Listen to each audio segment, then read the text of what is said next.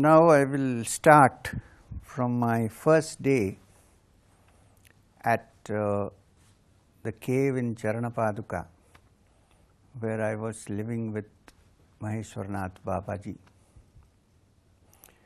Now, there was some peculiarities about Babaji. One is, normally he didn't eat food. I mean, he would eat. Rarely when somebody offered food, or sometimes when I cooked a little bit of food, he would eat. But generally he was not, I felt that he was not hungry really. He would eat for satisfaction of others. The other peculiarity was that I never seen him sleep. When I say sleep, lying down and sleeping.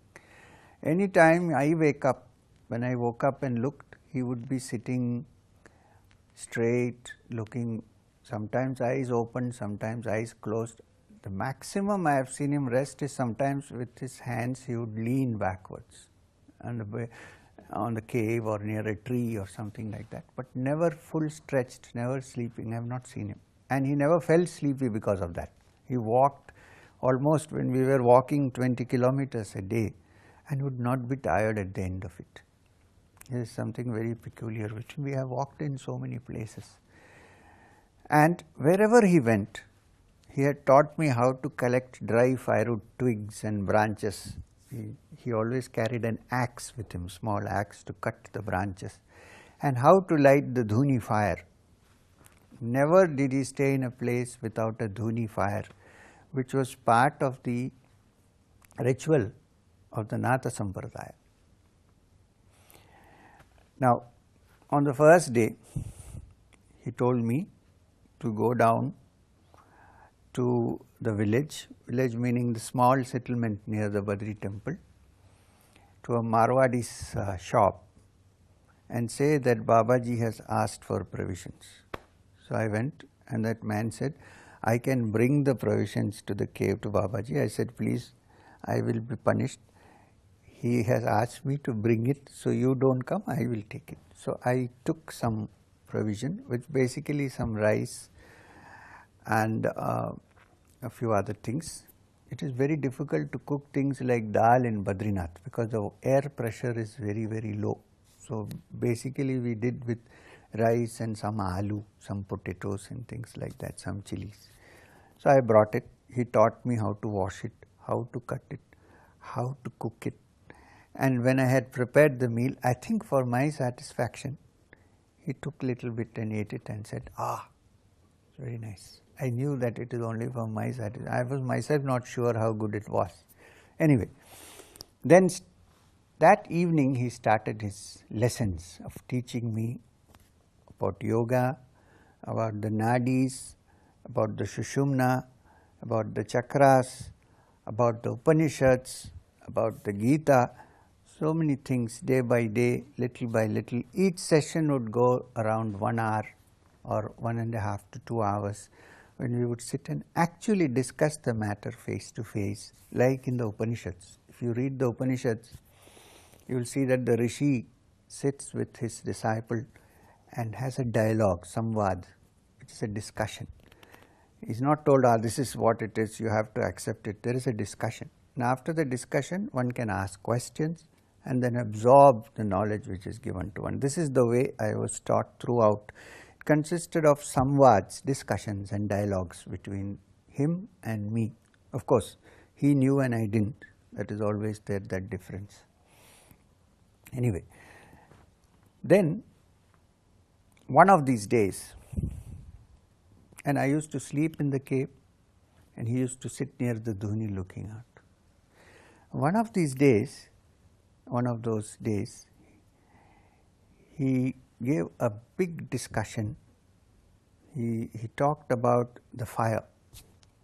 And he said, the fire that you see burning before you, which is Agni, which is one of the most important elements in the earth.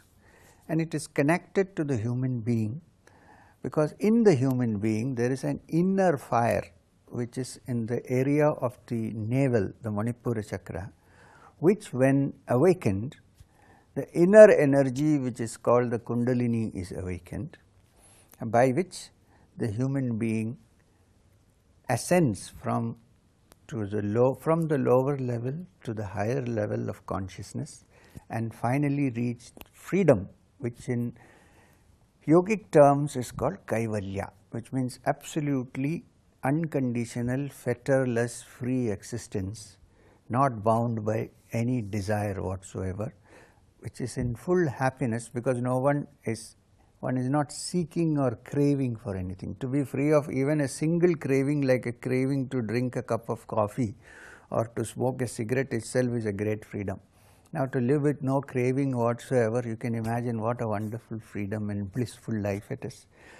And for that, Babaji taught me that the inner fire, which is reflected in the outer fire, has to be kindled. He said that is the real Homa. He said the real Nachiketa Homa is the kindling of the inner fire in the Manipura chakra and not lighting the fire outside. He said lighting the fire outside, goldsmiths also do, blacksmiths also do to melt their iron, but what spiritual benefit do you get out of it? He said the inner fire has to be lit, which is in the Manipura chakra, and that is called the Nachiketas fire, discussed between Nachiketas and Yama in the great Upanishad called the Katha Upanishad. And then Babaji never said anything only theoretical. When he said something, he always gave a practical demonstration of it. He said the fire is a living thing, it's not a non-living thing. And he said, look at the fire for some time. So I fixed my attention on the fire which was lit.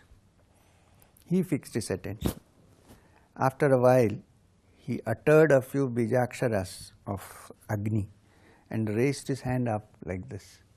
And I, with my own eyes, I saw the flame going straight up, even as tall as a tree which was in the background.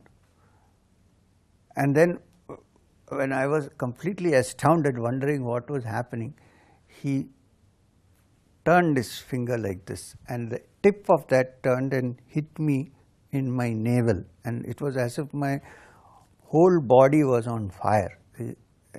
Something was burning inside. It was very hot, almost unbearable, but at the same time quite blissful. I cannot describe this more than this. And then I found the energy slowly traveling up and coming to the middle of my forehead, and I went into meditation. I remained in that meditation probably for the whole night, because next morning I found Babaji shaking me up and saying, go and brush your teeth and get some provision to cook, because you are hungry, not because he is hungry, you are hungry. So this was my first lesson, and it was my first kindling of the fire inside, which now I am 64, 63, has not gone off, that fire.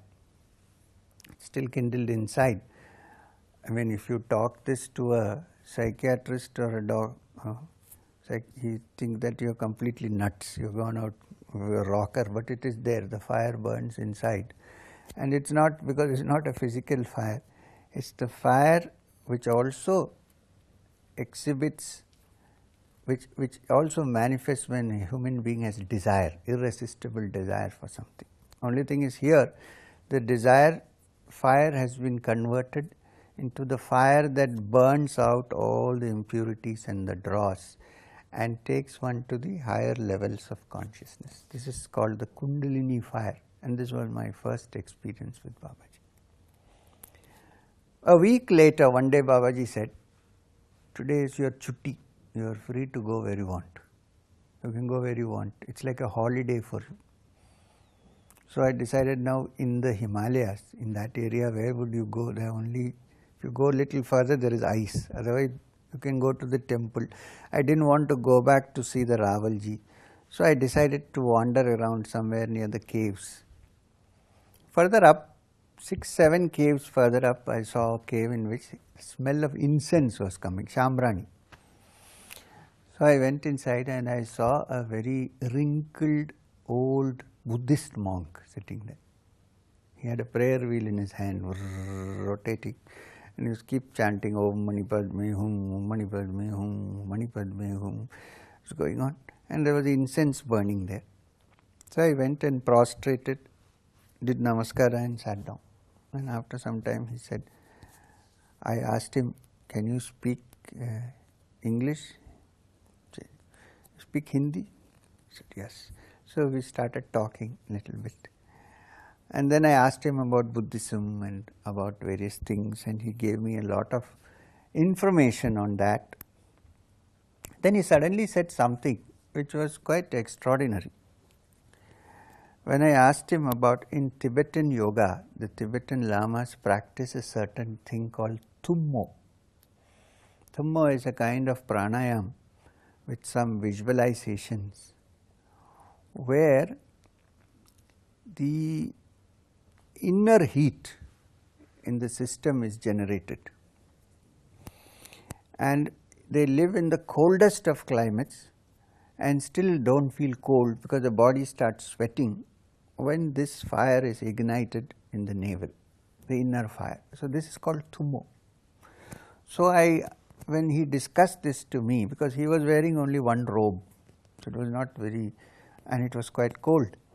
Babaji had made sure that I used to wear woolen blankets which he had cut for a hole in the middle for the neck, and a cap and a turban and all that. He said, you will fall sick.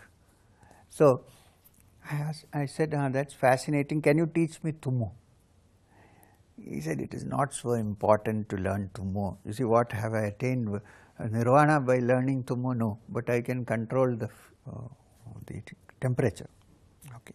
Then he said something extraordinary. He said, that is not the same as that fire that touched your navel last week. So I said, how do you know? Because nobody knows except me and Babaji. So how does he know that the fire touched my navel last week? He said, I and your Babaji have a different mode of contact. We don't meet each other, but we keep in touch with each other. I said, how? He said, by the mind. You won't understand these matters. It takes some time. By and by, gradually you will begin to understand what it is. He said, I can give you a hint.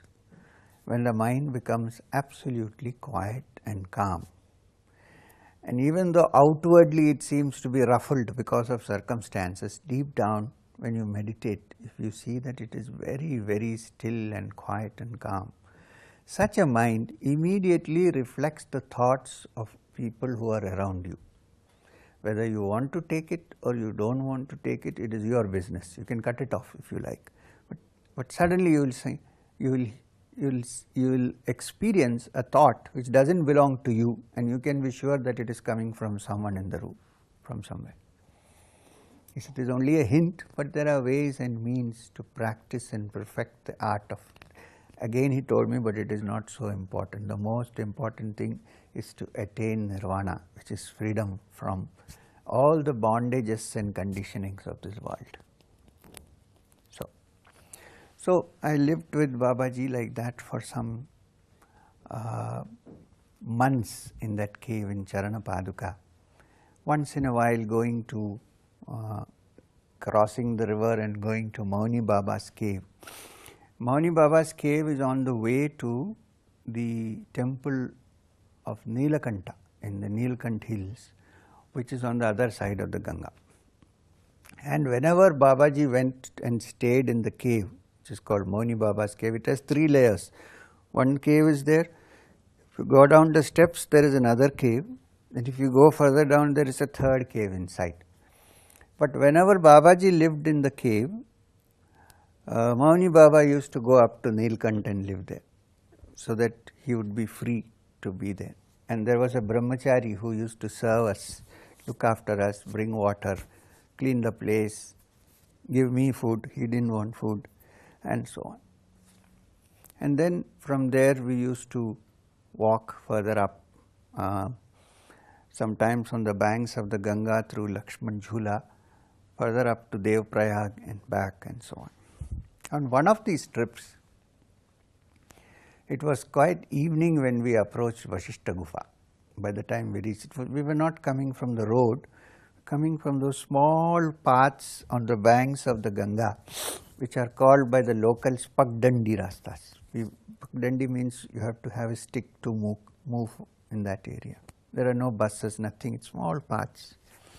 So we walked on that path and we came near Vashishta Gufa. So I told Babaji, so we'll spend the night at Vashishta Gufa, that Brahmachari is there. He said, no, we will spend the night at Arundati cave. So that's the first time I saw or heard about the Arundati cave. So I looked up, and from the Ganga you climb on rocks, and there is a small cave called Arundati cave. It's still there, and only 2 people can sit or sleep in that. It's a very small cave. So we slowly climbed up, went to the Arundati cave. Babaji gave me the axe and said, go and find some dry twigs to light the fire. So I went and got some twigs. He said, if you are hungry, you can go down to Vashishta Gufa, have some food from that brahmachari there and come up. So after gathering the food and lighting the dhuni, I went down and met Swamiji, and I said, Babaji is there. So he said, I will also come. He came and he bowed down, did namaskaram, and came back. So I stayed in the night there.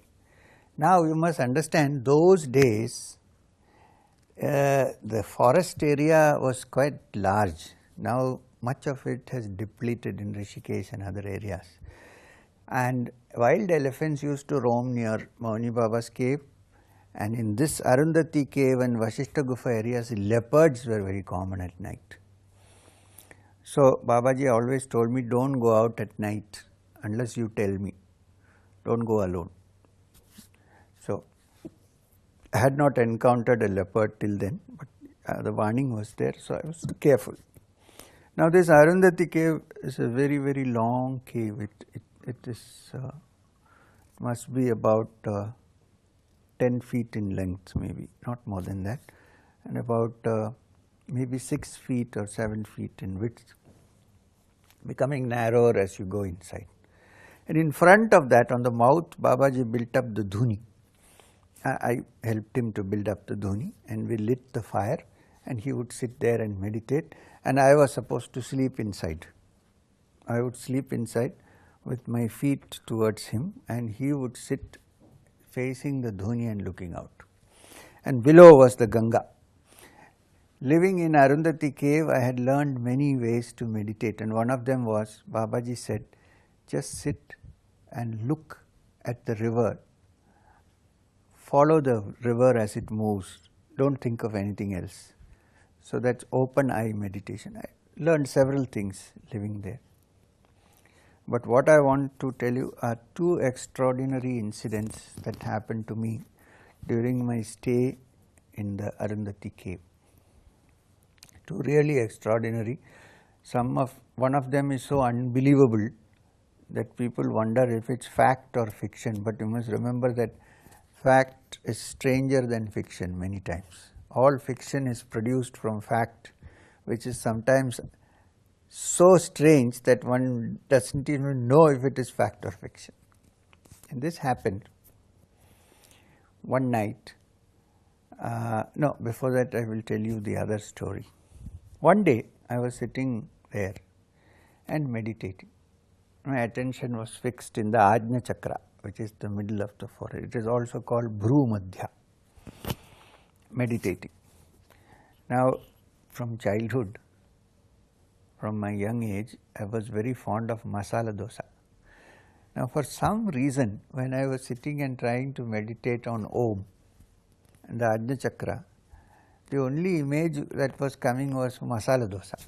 So, I felt that this nice smell of masala dosa. Somebody, maybe after many years of being deprived from natural food, I mean that kind of food. So Babaji suddenly woke me up and said, are you meditating on the Ajna Chakra? I said, yes. Does Ajna Chakra look like masala dosa? I said, Babaji, I can't help it. This image is coming into my head. I cannot help it. He said, I think what you should do is to go tomorrow I will take you somewhere where you have as many masala doshas as you want and get rid of this craving. So the next day he takes me to, there is a Madras cafe in Rishikesh on this side, and gets 2 masala doshas, which I finish in few minutes. The third also is ordered, but I can't eat it because I am already full. He said, "Are you satisfied with the masala dosa?" I said, "Yes." "Okay, now get rid of it." From that time, that inordinate desire and craving for that particular food item is dissolved from my mind. Now this is what is called the Tantra way, the Tantric way, where you satisfy your urges temporarily so that you know what it is and you are free of it.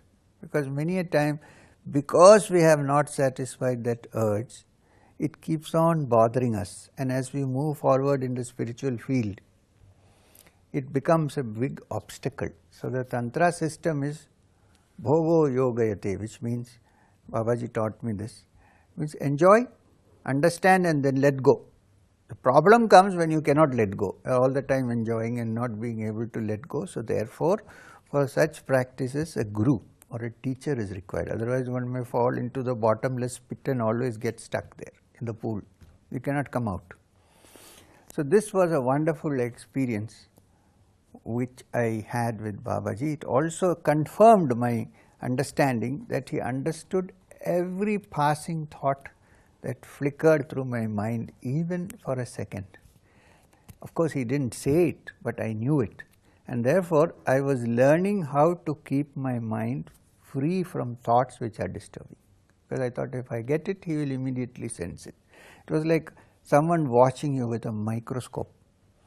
I knew that he wouldn't punish me for it, but I knew that my heart was an open book to this great being.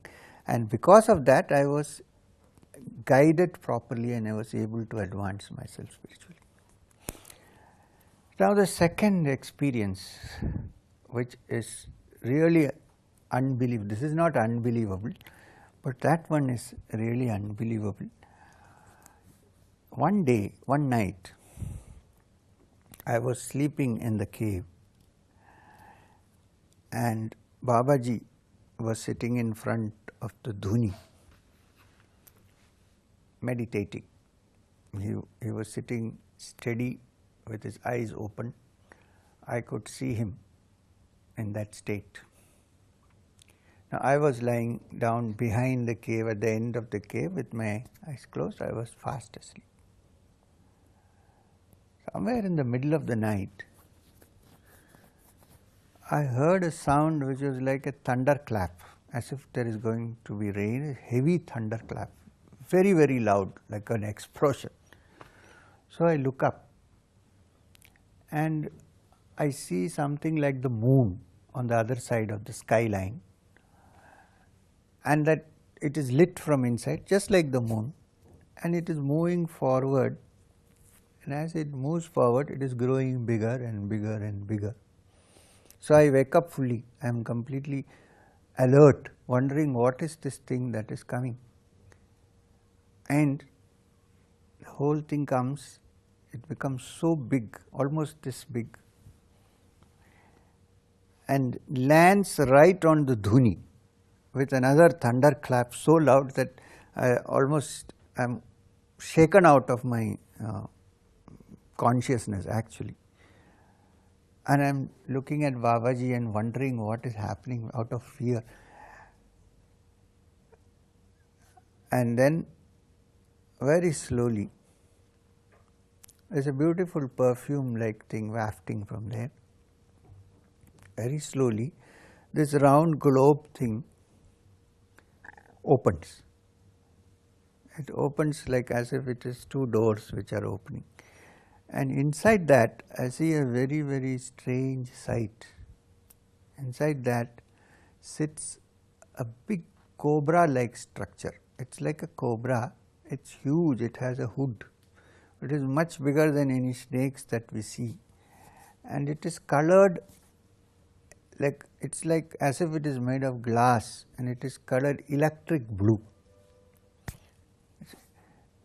Like the sparks that you see when you strike 2 wires together, complete electric blue and transparent, and it's saying something which I cannot follow. It's like hissing sound, and Babaji is sitting there looking at it, and it seemed to me as if there is a conversation going on between this object and Babaji, and I am lying there shivering with fright, not knowing what to do. Either this is a dream, but it cannot be a dream, but I feel I am awake, or it is something which is in my brain.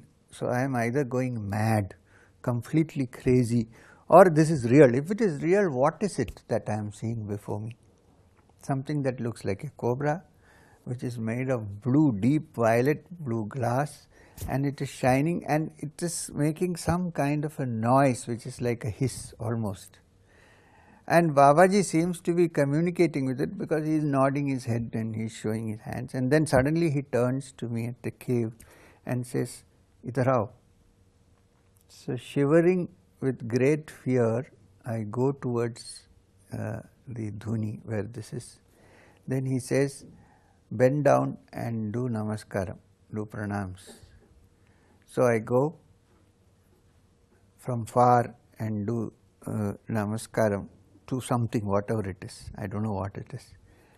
And the snake, that snake-like thing with its hood, bends down and touches my head. And as it touches my head, I feel a certain thrill going through my system. And for a moment, I understand that this is not a thing from the earth, but something come from a realm about which we have no idea. And then the thing closes, there is another thunderclap, and it's gone. Gone meaning it goes up, becomes smaller and disappears. Now, this looks like a science fiction story, but this is my experience of what I had in the Arundati cave. In the morning, I asked Babaji, "What is this that I saw? Who is this?" He says this comes from a realm which is called Nagaloka, and this is the person who is the head of that world which is called Nagaloka. And I said, "We have only read of Nagaloka in Puranas or in some other textbooks, but do it really exist?" He said, "Did you see what you saw or you didn't?" I said, "I saw." "If you see it and if you experience it, you better believe it," he said. And then later on, many days later, we had various discussions on different realms. And what I remember very clearly, he said, it is the height of arrogance that the human being thinks that this little speck of dust which we call the Bhuloka, the earth, is the only place where living beings are. He said that is the height of arrogance of the human being to think so.